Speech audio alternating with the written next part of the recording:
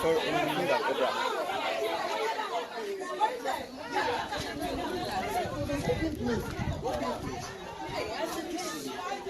Omo de ne ba o. Nti ha na no omo bare no no. Nti omo bare no ha. Na small boy. Omo sie no. After omo de ne ba no omo ball, omo di nti say metal weapon de omo de ko pickers duano. No omo wie no omo de ne sie. Nti omo cover e sa ahomache no. Omo be ba be fa no. Nti small boy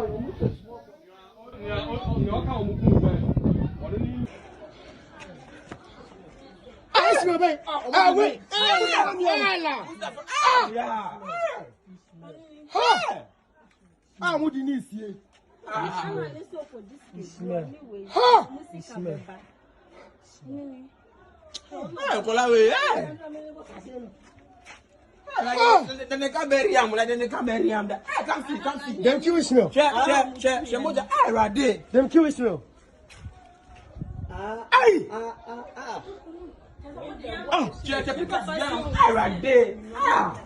If you enter on where are they way?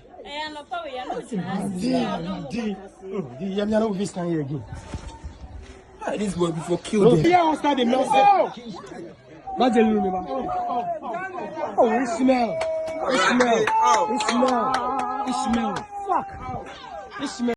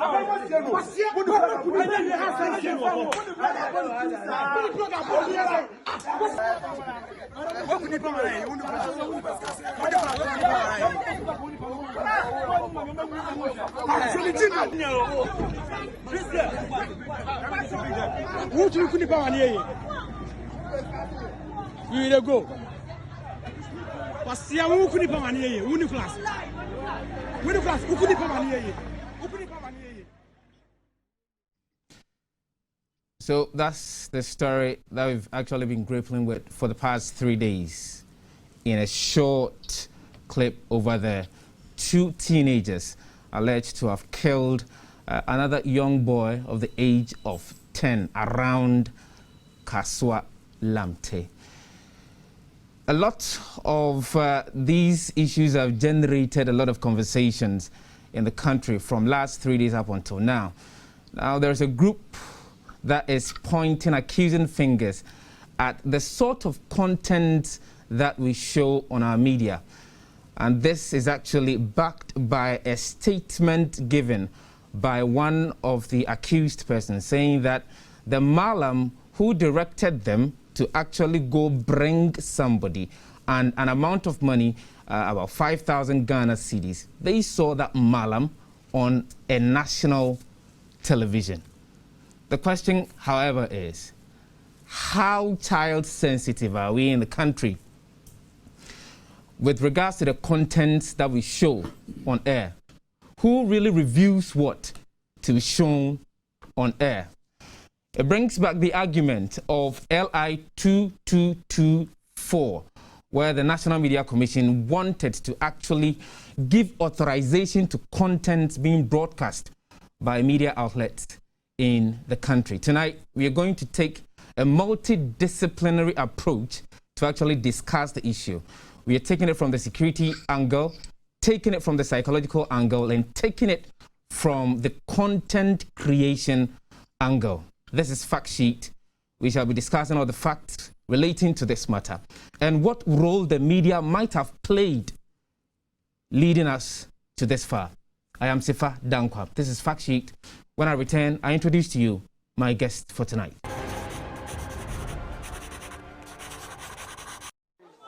Oh, me wa dema no pay, me mada. Enti no me yere awo 3 months. Enti akwala no ko bu nsuo na akwala no wo me ho. Enti ofiri nsuo ne ba ye no na akwala ni nsuo na me de ne ma no. Enti e ho no no kire me se me ba keto aba ko se omo tutu form de ade bi ahye ho na am se ho na tutu form no so ohun se Felix fi woni na danfo bi enti no membra na yenkwohwe na me call hospital ti me call na say dan ni mo no ewura ho kakra ba o ma do iti won na me hu se blog bi e da ho ba ko mienu na me yi blog no ti me yi blog na me hu se moja e den e wo form ho nti say den na me so me ye mesin ti me wo me nyama ho na me yi shovel ti me yi shovel na am start say me tutu form ho ti me tu wo ba ko mienu na me hu se akwala na e den ne nsa no apie na me twen no ye den apie na me frɛ mo no gina odada na am se ma me hwɛ sɛ wonim na no so waje aba na am se na dia asɛm na aba enti no sa no na me ba ne kobu nso nti ono ba ye no na am so okay ne sa na tie dia wo na hu nipa a o ya ade nti gina ha na me nkɔ hwɛ nipa ne ye den emfa ne mra wo so wo nka ho na o ma wo frɛ ne ma nti sa na tie dia oba me hu no kura den ewo na me chensi ya na me kwa ara na me ye den ko hu gbo no na ndia me nso me de ne ye den e ba e se de be ya nipa betene nkɔ hehe na ono akodwane na no kura na ye den ahata bia me bande e ka na ye true ana ye true te o se me mfa ne na me hu akwala no se de be ya me ba no so se enya no kura o metima aden etwitwa no wayi na film na de o ye case no yayi na film ani nti na mama me ye den me kofa akwala na ti me de ne ba ni mu ana me mama fo ya we se na aden esi ba na me pese me hu nipa na odi bone no nti na me ko ya me ye den makwache na ba no nti si ani se ani case no ansa na nipa ye den e ba obia e be hu de ye den e course.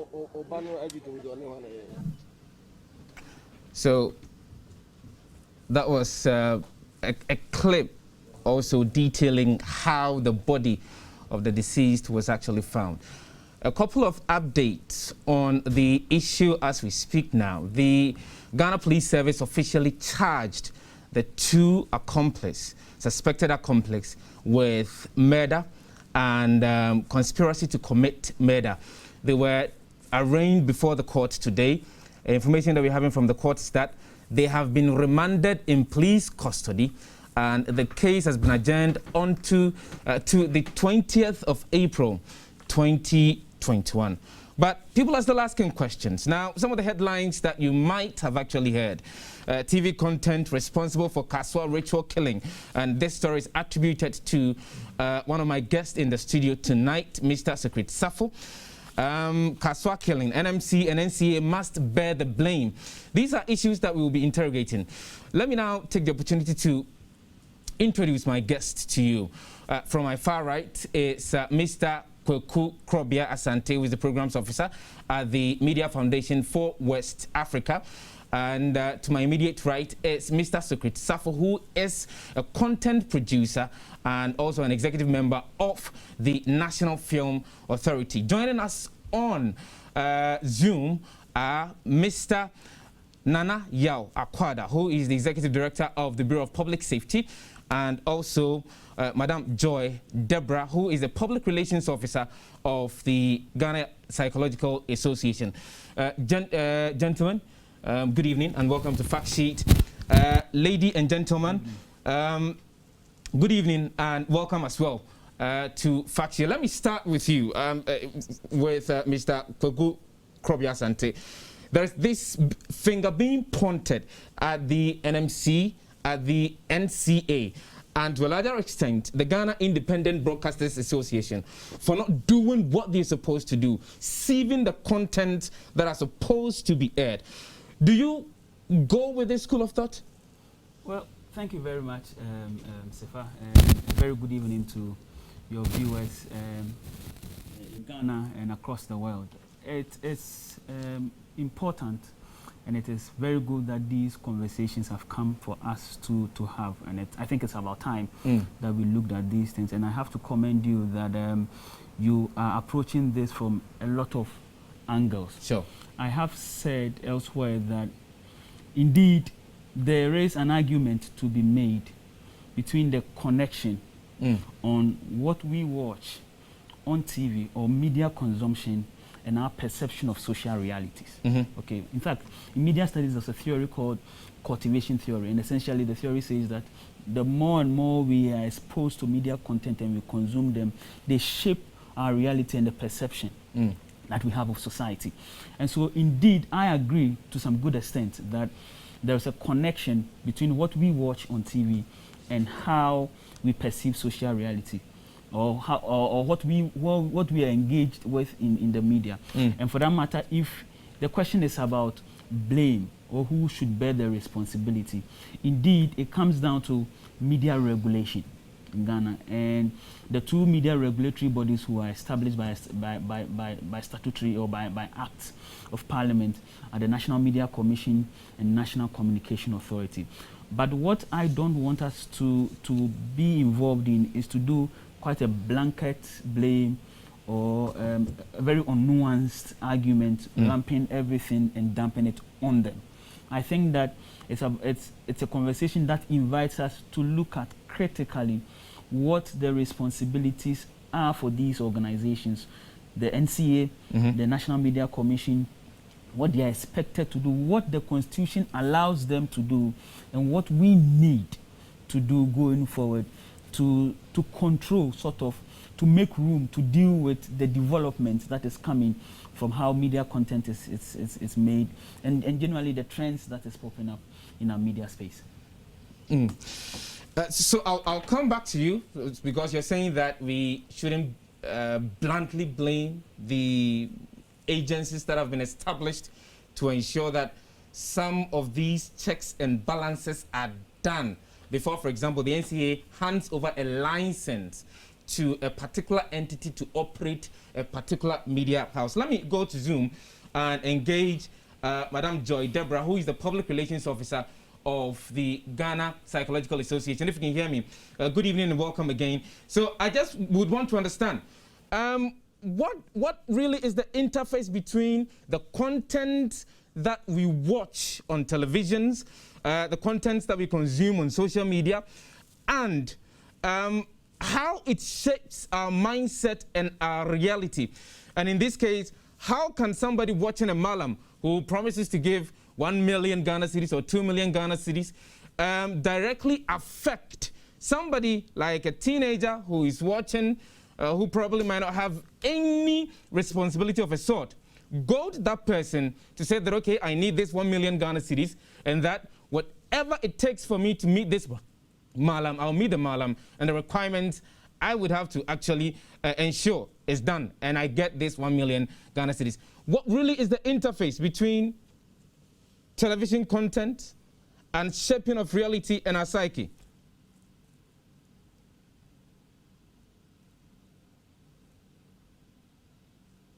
Hello, ma'am. If you can actually unmute yourself, I'll be very glad, because hello. Looks like we're facing some slight challenges with that. But let me come here, back into the studio. Let me go to Mr. Safo.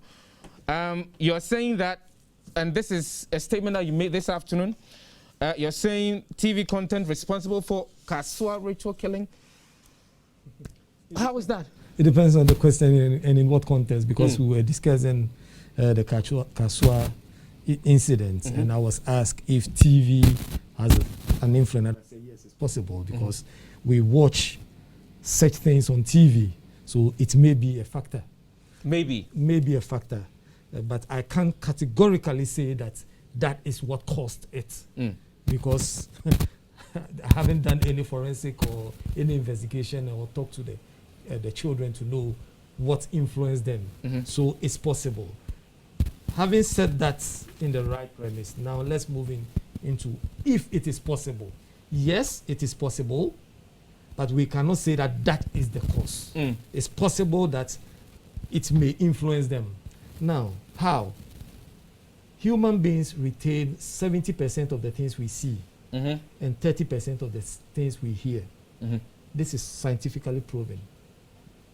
And this is why things like alcohol, violence, and maybe sexual images must be exposed to immature brains within a certain frame. That's how do you introduce it to them? In what context and in what environment? If you are not measured, you will end up giving them wrong content and it will destroy or affect them. This is where we are now, that at any given time, we are showing content, irrespective of who is watching. And we mix it and throw it out there. If you watch television, contents are being thrown out there. And what is funny is that sometimes you see content around 12 o'clock and they've written 18 at 12 o'clock in the afternoon, where children are also watching. And that 18 you've put on the screen. Who is at home monitoring the children? Their parents are at work, and these children are at home, and they are watching 18 contents. These are some of the challenges we have. My brother was talking about regulations and how licenses are given. It will shock you to know that these frequencies are given without the regulations. They are given, and they don't care what you are going to show. You must be given the license accompanied with the regulations for you to know what to do and what not to do. And that is where we are now. Thank God we have the classification law coming into effect now. In collaboration with GIBA, we are starting from 1st May. Every content that you see on screen will be classified, and the timing will also be checked. So for me, there's light at the end of the tunnel. Mr. Safa, I'll come back to you. Let me go and then have a conversation with Madam Joy Deborah, who is the Public Relations Officer of the Ghana Psychological Association. Ma'am, if you can hear me, good evening and welcome to the show.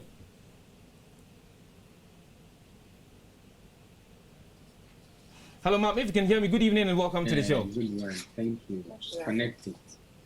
Just connect it. Okay, be careful, nothing goes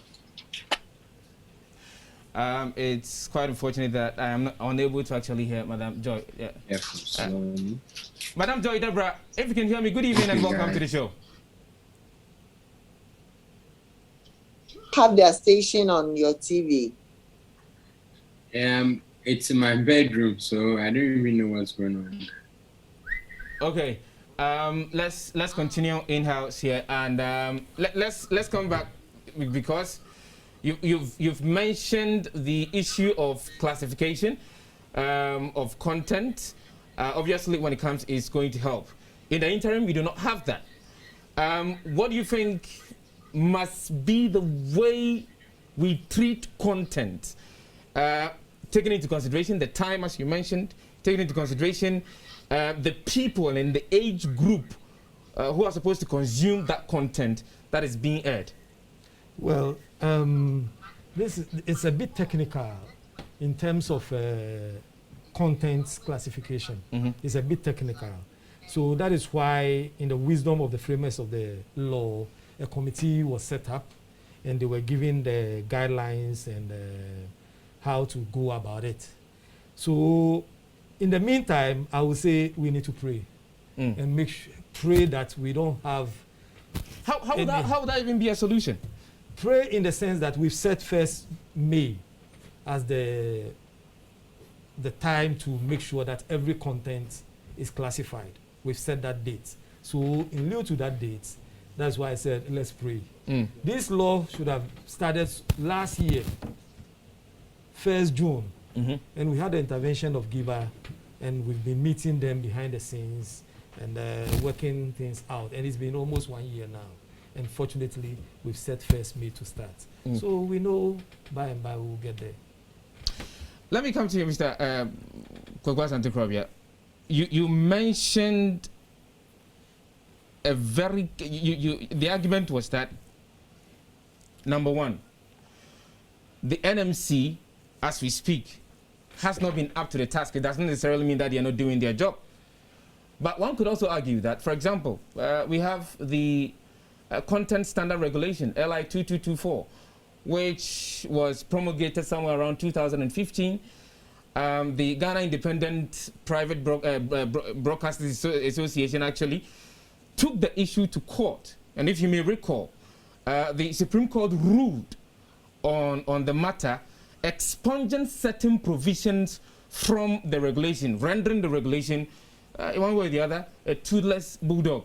Has the NMC not done their part in, for example, ensuring that contents are reviewed and screened before they are actually aired in this country, given what they had to do some time back?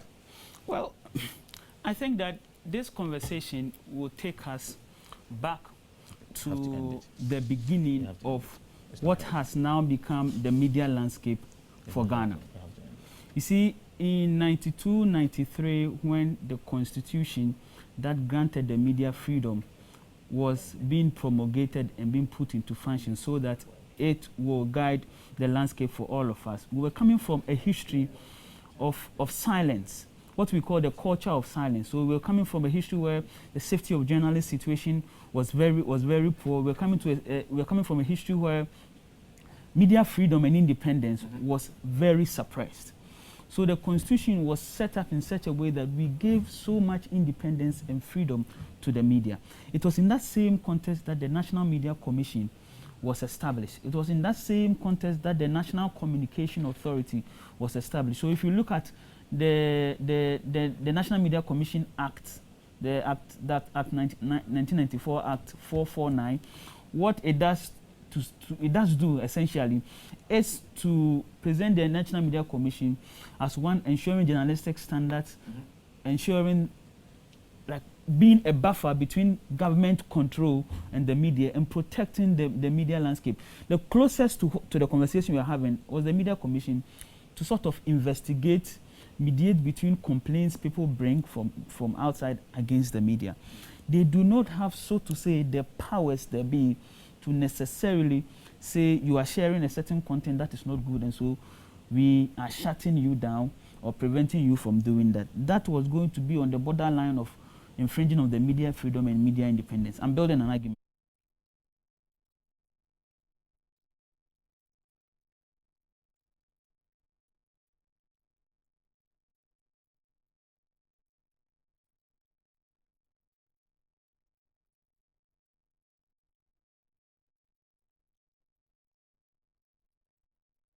Been kept hanging. That's why the LI issue came in. But the challenge had been with the broader stakeholder consultation.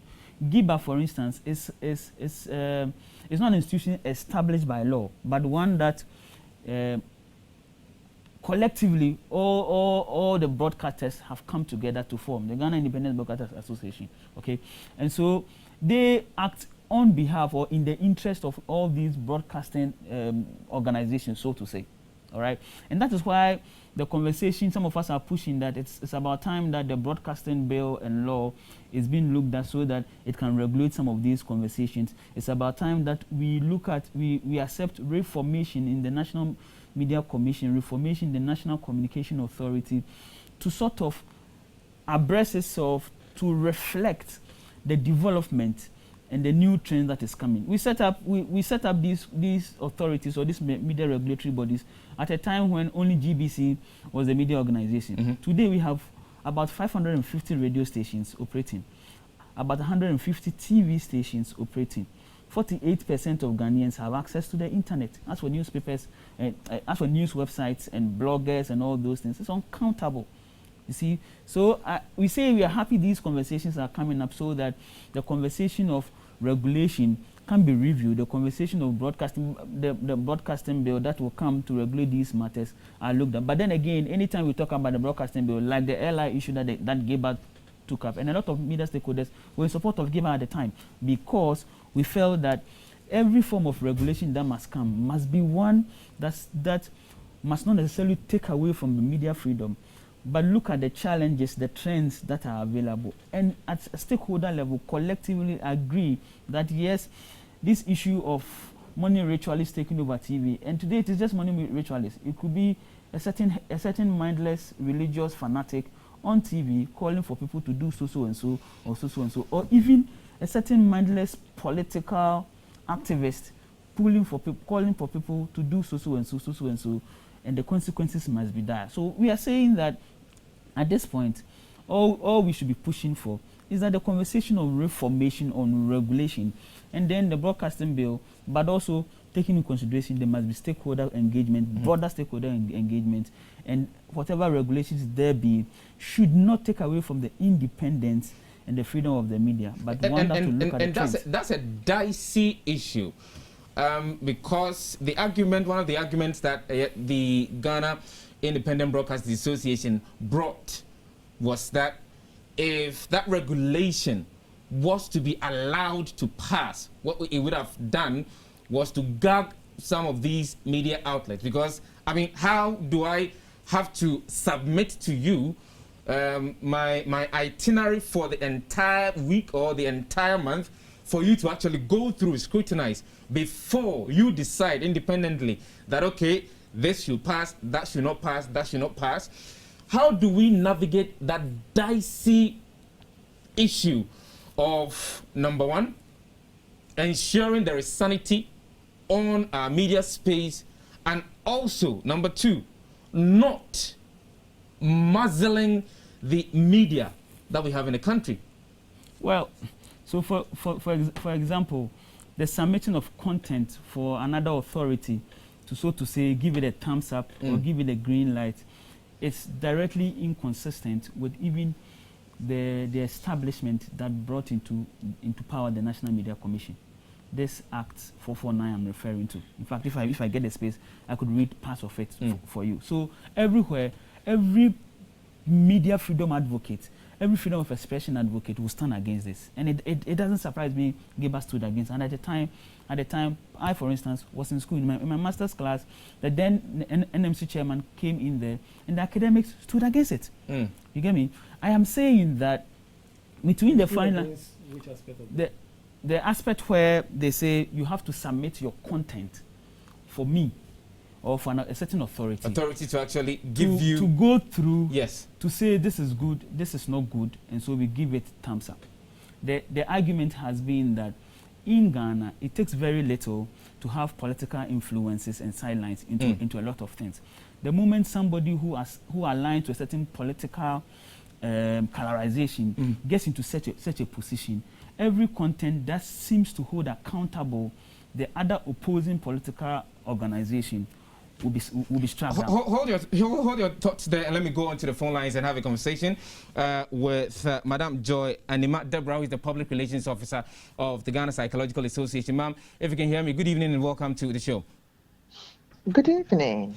Glad that we have you, because we're having some slight challenges with the our Zoom connection here. But there is this issue having to do with the content that we consume through our media and how it shapes our reality. In the case of this particular incident that we're talking about, what is the feasibility of a child watching a malam saying that I will give you 1 million, so you have to see me, shape the reality of the child to the extent of going to even kill another child for money rituals? Thank you very much, and good evening to all your listeners. In fact, when we talk about children, society, the entire society, is responsible for training these children. It's just their right. And apart from that, children, we know, learn from schools, from books, and from wherever. And the society helps them to learn. They don't only learn things that they are practically taught or when we make conscious efforts to teach them, but they also learn socially, something we call social learning. So they copy a lot of things. Even the actions they see, what they see parents do, what they see any other person do, they copy, they mimic the things they do.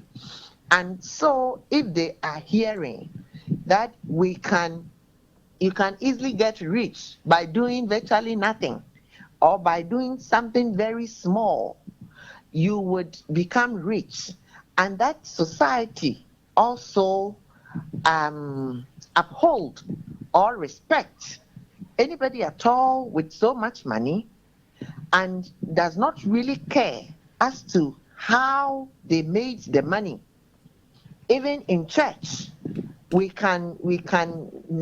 witness people saying they can multiply monies. They stole money from World Bank and can redistribute it to church members. You can have people sit on media, whether TV or radio, talk about come to his or her end, and they will multiply your monies for them. And also, and nobody seems to have any problem about it, and it goes on all the time, and people live in very affluent life, and nobody questions it. Then you have these children also making their own judgment and ideas because it has become the way of life.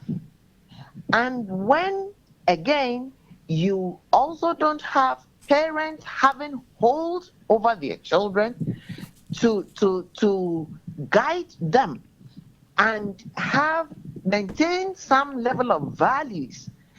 When we were growing up, we valued honesty, humility, hard work, which we knew would pay off later on. We believed that we could be children and grow up to reap the successes or the result of our hard work. But now, people think that we live for today, and you find very young people living some kind of life, and you even wonder, where are these people making their monies from? But nobody seems to care about it. All we think of is that, oh, this is a very rich person. When we were kids, even people who we could hear of Sikadro, and everybody feared anybody who had involved himself or herself in, I don't know whether you speak my language, because it's in my language, when you have done juju and you have made money, we called it Sikadro. But now, Sakawa is all over, and nobody is talking about it. So to you, whatever is happening now is a reflection or an offshoot of a society that has actually gone off track. Exactly. A breakdown of society from parliamentary. Everybody seems to have kept quiet. I don't know whether we think that it doesn't directly affect us, but this is the result we are reaping. And if we don't rise up to set things aright, this may be one of the small things that we have witnessed. In fact, sometimes I am surprised at Media Commission when they say that they cannot control media stations because they don't have the mandate to do that. And then whatever the legal instrument that is making those media stations operate was also was promulgated by Parliament, and Parliament doesn't see the need to amend those legal instruments, then there is a problem somewhere. Why are institutions set up?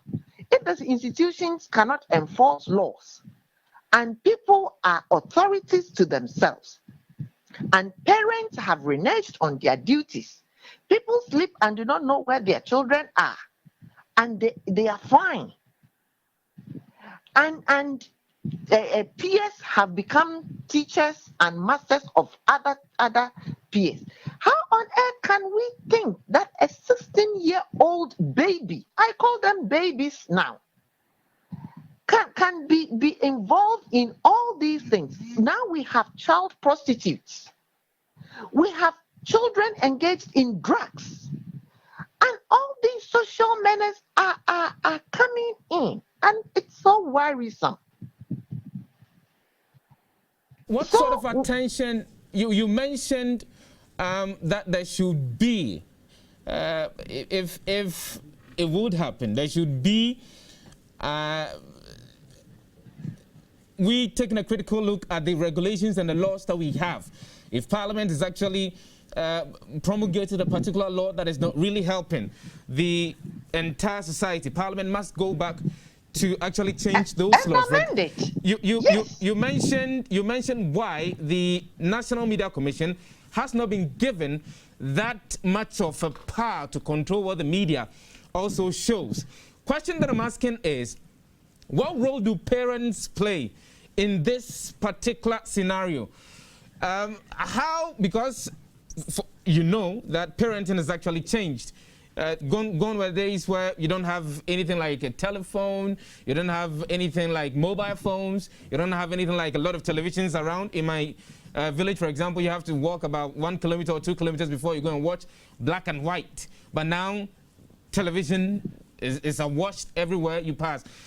How do parents of children living in cosmopolitan areas like Kasoa train their children in a way that they do not go off track?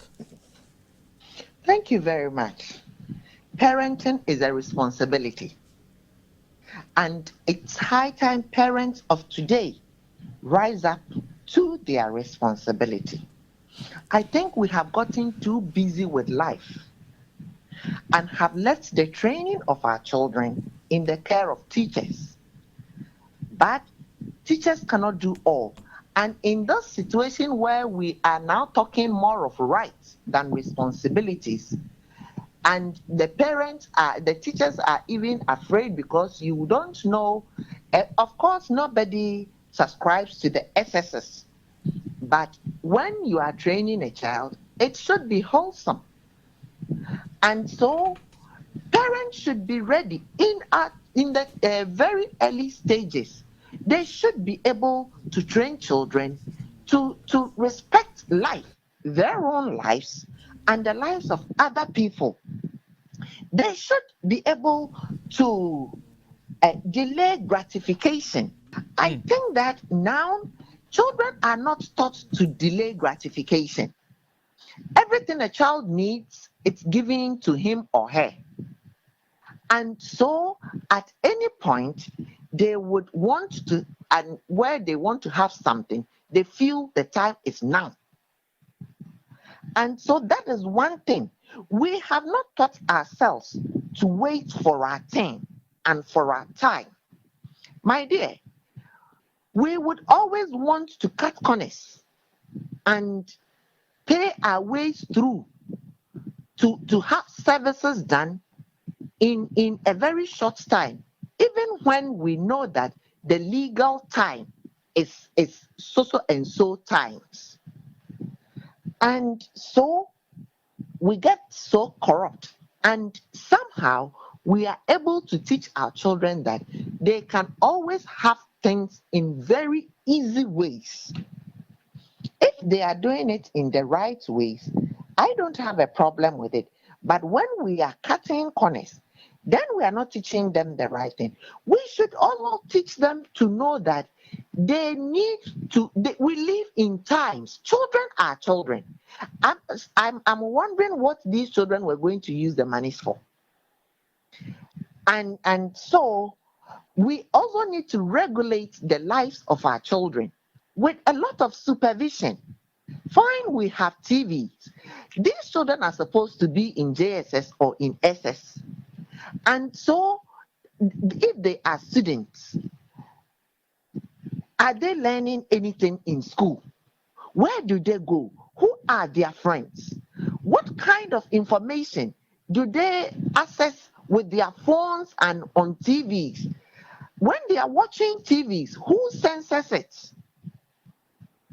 Or they have their own time to do whatever. When they go out, when they are in school, who are their friends? Who do they speak to? So all these are issues that we should look out for. And that it takes both parents to train a child, not a mother or just the father. So we should all look at the values we are upholding and exhibiting in our homes and what we are instilling in our children Of course, the society cannot be left alone because no matter what the parents are doing, we are social beings, and so our children will have friends. Our children may see the entire society doing whatever. But when we have trained the children the way they should go, they would have some good values and will be able to, with a little discipline, that would straighten them up. We are not encouraging anybody to be abusive, but we should be able to discipline our children and instill in them some form of discipline. And to the extent of we will also not ask of how we can actually safeguard our children in an area like Accra, Kasoa, and its environs. Let's go for a break and return. Fact sheet is still on.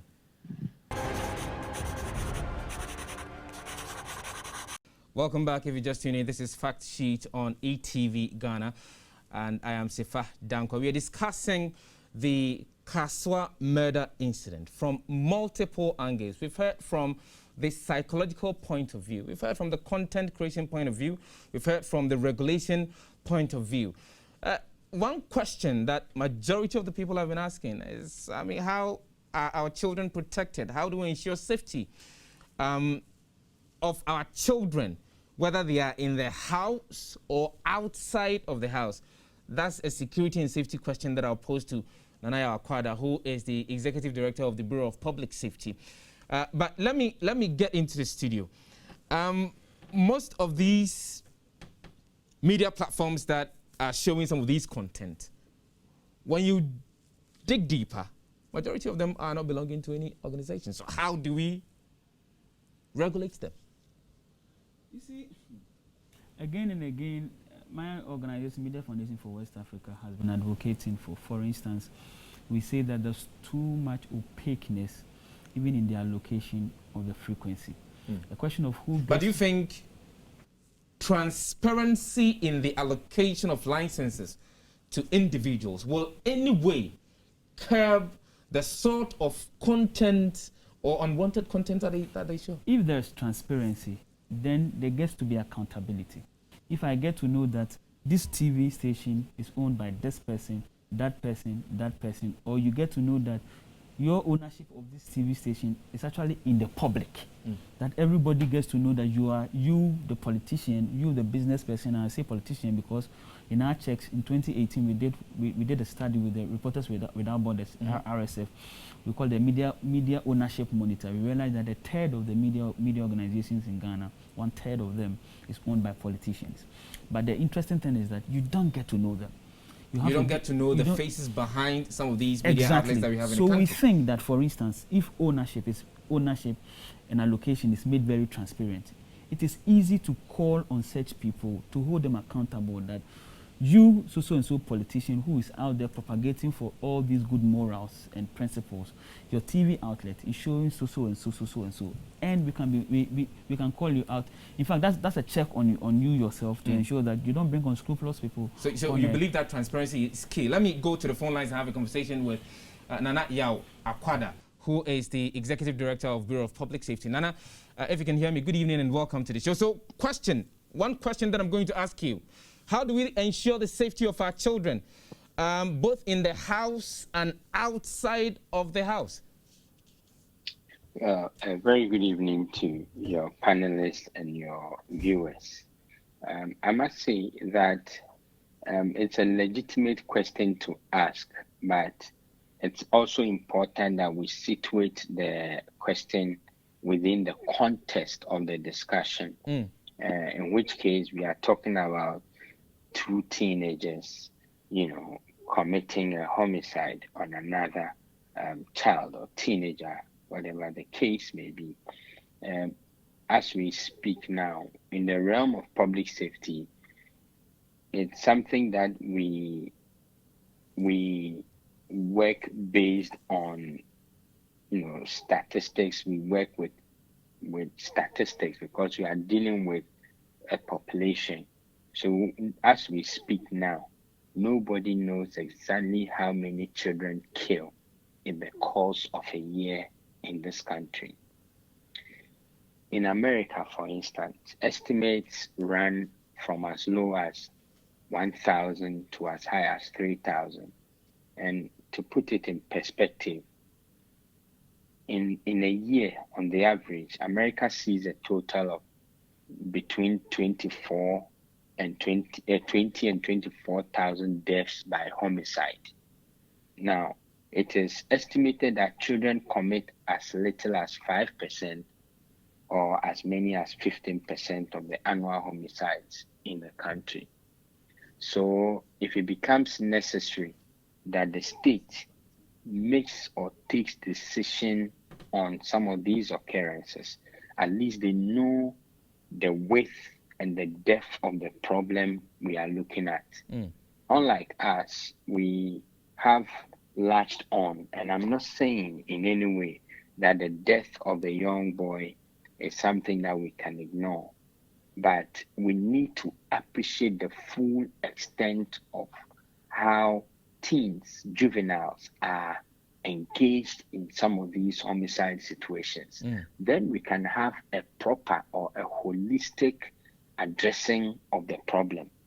One problem in counting children who kill is that many records are not kept, in a systematic fashion, and the relevant data are not often, current as we would want. We must understand that for a public policy, an important area like this, making public policy pronouncements and decisions on it must be based on data. And so if there is anything that we can do as a country, from where I sit as a public safety advocate, I would say that it is time for the justice system to start putting some numbers together. Nana, it is time. Yes. Nana, I would want you to pause there for me. We kindly forgive me because we had a challenge with our Zoom initially, and we've actually run out of time. This conversation would have to be continued so that we can holistically take a critical look at some of the issues that you've actually raised. But I would have to thank you very much for your patience and also having time for us tonight. Nana Yawakwada is the Executive Director of the Bureau of Public Safety. Socrates Safo is with the National Film Authority. Quick 2, 3 seconds, 5 seconds. 5 seconds. Comment? Well, we've been asking, so which institution is responsible? I can, since morning, I'm hearing people blaming Media Commission. There is a law, that's the Act 935, in which the Classification Committee has been given the mandate to regulate content that is going on TV, so that we can actually schedule the times for which strategically children can watch content that's convenient and suitable for them. Okay. So please, Media Commission should be excused because the law has actually been passed. So the law is there. It's left with enforcement of the law. We are starting from 1st May. Okay. Mr. Asante. Well, 3 things, and I'm going to be very brief. One, I think that it's about time we look at reformation of the regulatory institutions or regulatory bodies. NMC, NCA, and if the Film Authority will also be in, we have to look at them. 2, we have limited this conversation only on TV, forgetting social media is also somewhere in there, and it has a lot of influence. And I think that it's about time that all these regulations too are also looked at.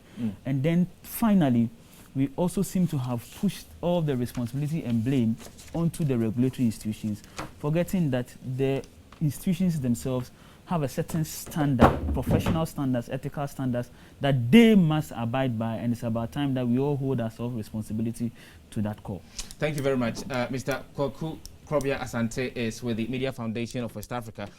Socrates Safo is with the National Film Authority, and you chair the Committee for Classification, National Film Classification. Thank you also to Nana Yawakwada, who is the Executive Director of the Bureau of Public Safety, and also Madam Joy Deborah, who is the Public Relations Officer of the Ghana Psychological Association. I am Sefadango. This has been Fact Sheet. Fact Sheet will be telecast tomorrow at 10 a.m. Make sure that you do tune in. And surely the conversation shall continue. Have a good night. Adiche bi omo ko makaranta Saturdays omo ko makaranta ba your papa ba hache ena no one de bia in the 1 week ni de bia na odi phone na friend de di da be na obeba tini papa be du be sisi ya to wodu ye na ye no ye 18 na enyina ye no mu ye ti ye no mu ye na